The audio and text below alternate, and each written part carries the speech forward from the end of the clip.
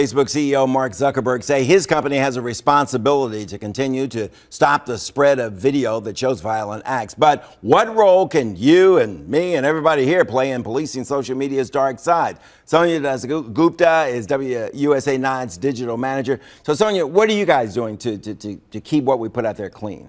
Well, we make sure every post is vetted. It's vetted by somebody on our digital team before it even gets posted onto our Facebook page or our Twitter account or even Instagram.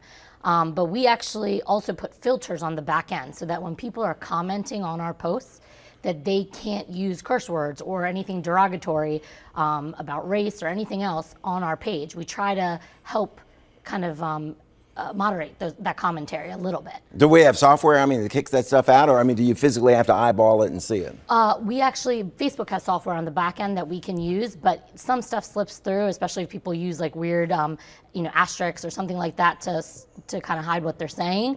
And then I manually go through stuff. So does my digital team. Yeah. Right now, what can the public do if I'm sitting there in front of my computer, laptop, mobile device, or whatever, and I see something violent that's been posted, and it's clearly video, but what do I do?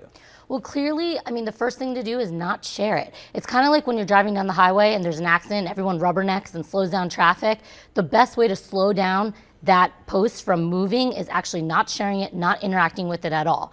And the second thing is to report it. Reporting it is really easy. You just click over on Facebook and you can report the post, and it walks you through step by step why you're reporting the post. And that's an easy way to report it, at least on Facebook. Twitter has the same thing, and so does YouTube.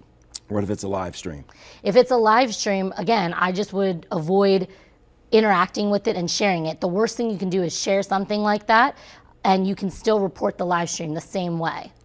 How often does this happen where you get caught, or you hear of instances where somebody has been caught, allowing something like this to pass through, or they're sharing stuff like this? How bad is it out there? It doesn't happen that often, but usually it's like derogatory terms or conversations or curses, things like that. I know when the Castile shooting happened, people were actually outraged at Facebook because they took it down. And so that's like the opposite of this situation, where they actually wanted that to stay up so it could be like a proof of what happened.